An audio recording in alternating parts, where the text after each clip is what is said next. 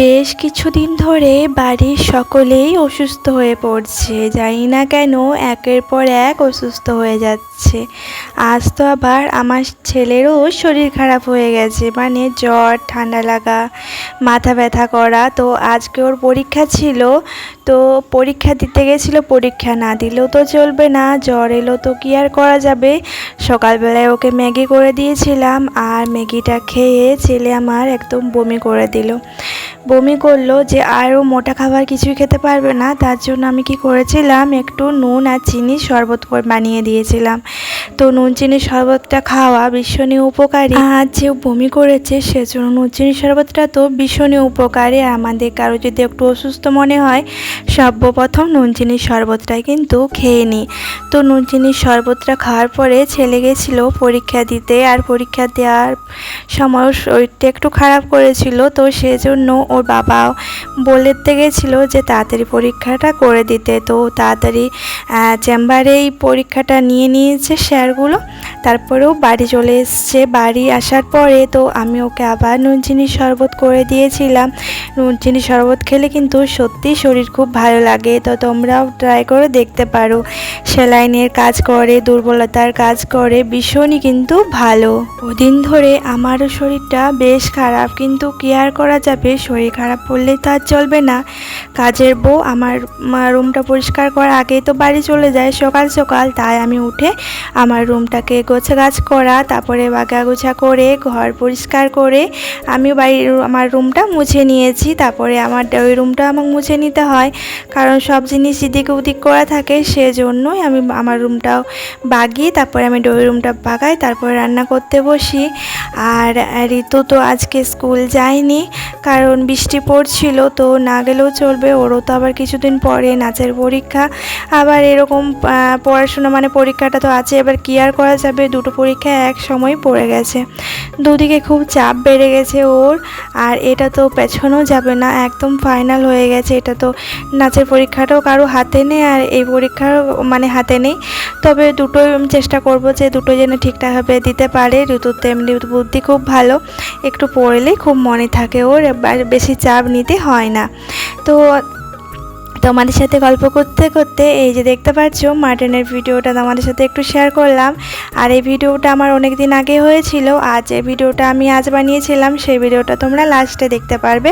কারণ অল্প করে ভিডিও বানানো ছিল, সেই জন্য ভাবলাম যে অল্প করে তোমাদের সাথে শেয়ার করব। তাই ভাবলাম যে এই ভিডিওটা যেহেতু করা আছে, তার জন্য আমি পুরোপুরি সবটা একসাথে মিশিয়ে তোমাদের সাথে শেয়ার করে দিই। তোমাদের দেখতেও ভালো লাগবে, আর আমার ভয়েস করে তো অনেকটা বড় হয়ে যাবে, সেজন্য ভালো লাগবে না। তাই আমি পুরো ভিডিওটাই তোমার সাথে আমি শেয়ার করে দিলাম। তোমাদের কার কার ভালো লেগেছে অবশ্যই কমেন্টে জানিয়ে দিও। আর এই পেয়ারাগুলো সেদিনে আমি তুলে নিয়ে এসেছিলাম ছাদ থেকে, তখন তো অনেক পেয়ারা ছিল, এখন নয় কমে গেছে, ছোট ছোট পেয়ারা আবারও ধরতে শুরু করেছে। আর তখন প্রচুর গাছে পেয়ারা ছিল, ভাবলাম যে কি করব বৌদি রাখার পরে বৌদি তো পেয়ারা নিয়ে গেছিলো, কারণ বৌদি দাদা পুজো সোনা পেয়ারা খেতে ভীষণ ভালোবাসে আমার মতনই। আমি তো পেয়ারা কি বলবো, সব থেকে বেশি ভালোবাসি পেয়ারাটাই। পেয়ারা খেতে এত ভালো লাগে কেন জানি না, প্রচুর পরিমাণে ভালো লাগে। আর ঋতুও পেয়ারা খেতে কিন্তু বেশ পছন্দ করে। ঋতু আবার বেশি ডাসাটা পছন্দ করে না, একদম হালকা হালকা ডাসাটা ভালো লাগে, মানে একদম পাকা পাকা থাকবে আর ডাসা থাকবে, সেটা ভালো লাগে। তো তারপরে রান্নাবান্না সেরে খাওয়া দাওয়া সেরে তারপরে একটু বিশ্রাম নিয়েছিলাম। তারপরে ছিল ঋতুর নাচের ক্লাস ছিল। আর এটা কোন গানে নাচ করছে সেটা যদি কেউ জেনে থাকো অবশ্যই কমেন্টে জানিয়ে দিও। আর না জানতে পারলে অবশ্যই আমাকে জানাও, আমি তোমাদেরকে কমেন্ট বক্সে মানে জানিয়ে দেবো যে এটা কোন গানে ডান্স করলো ঋতু। যেদিনে ভিডিওটা বানিয়েছিলাম সেদিনও কিন্তু আমাদের বাড়িতে কেউ সুস্থ ছিল না, সবাই কিন্তু সুস্থ ছিল। তারপর দিন থেকে কিন্তু প্রচুর পরিমাণে সবাই অসুস্থ হয়ে পড়েছে। আমার বর, তারপরে আমার মেয়ে, তারপরে আমি, তারপরে আমার ছেলে। দেখো সবাইকারটা মেনে নেওয়া যায় না, কিন্তু আমি নিজের শরীর খারাপটা আমি ঠিক মেনে নিতে পারি, এবং নিজের শরীর খারাপটা আমার কোনো গ্রাহ্যই হয় না। আমি বুঝতেই পারি না যে আমার শরীর খারাপ হয়েছে, কিন্তু আমার ছেলে মেয়ের যদি শরীর খারাপ হয় আমার খুব পরিমাণে কষ্ট লাগে। মনে হয় ভগবান ওদের দিকে কেন শরীর খারাপ করলো, আমার শরীর খারাপটা হলেই বেশি ভালো হতো, তাহলে ওরা কষ্টটা পেতো না, তাই না? তো আমি মেনে নিতে পারি, কিন্তু ওরা তো আর মেনে নিতে পারে না, ছোটো ছোটো ছেলে মেয়ে। সেজন্য তারপর নাচের ক্লাস থেকে আমি বাড়ি ফিরে যাচ্ছি, আর তারপর আমার টোটো করে বাড়ি ফিরতে হয়, কারণ অনেকটা দূর তো। দেখো, আমি সব কষ্টই মেনে নিতে পারি, কিন্তু আমার ছেলে মেয়ের কষ্ট হোক সেটা আমি কখনোই মেনে নিতে পারবো না। এমনকি প্রত্যেকটা মাই এই কষ্টটা মেনে নিতে পারে না যে তার সন্তান অসুস্থ হয়ে বিছানায় পড়ে থাকুক, কেউ মেনে নিতে পারে না। প্রত্যেকটা মাই চায় যে তার সন্তানরা সুস্থ থাকুক এবং চারিদিকে খেলে বলুক, বদমাইশি করুক।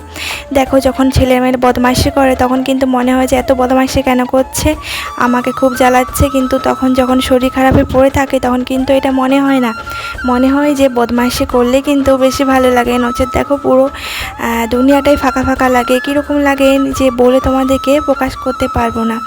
তো চলো, আজকের ভিডিওটা তোমাদের কার কাছে কীরকম লেগেছে অবশ্যই কমেন্টে জানাতে ভুলো না।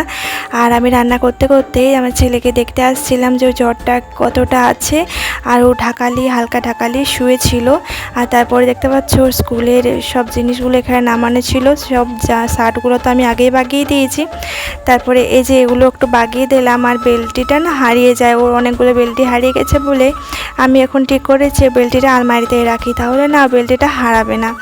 আর এদিকে আমি রান্না করতে করতে বারবার ওকে দেখতে যাচ্ছিলাম যে কি করছে, তারপরে ঘুমিয়েছে কি না, মাথায় জ্বর এসছে কি না, দেখতে যাচ্ছিলাম বারবার আমি রান্না করতে করতে। সেটা এই দিনেই কিন্তু জ্বরটা ছিল রাজের। তারপরে ও মাংস খেতে ভালোবাসে বলেও দাদু মাংস নিয়ে এসেছিলো। ও চিকেনটা খেতে বেশি পছন্দ করে, মাটনটা খেতে একদমই পছন্দ করে না, সেই জন্য মাটনটা আর আনি না। চিকেনটা আমাদের বাড়িতে বেশি খাওয়া হয়, কারণ রাজ আর ঋতু চিকেনটা খেতে বেশি পছন্দ করে। আমি মাটনটা খেতে ভালোবাসি, কিন্তু রাজ ঋতু খুব চিকেনটা খেতে পছন্দ করে। আর আমি এই যে দেখতে পাচ্ছ আজকে কী কী রান্না করেছিলাম, মাছটাও তো নিয়েছিলাম আর মাংসটা খাওয়া হয়েছিল। চলো, সবাইকে টাটা, বাই বাই।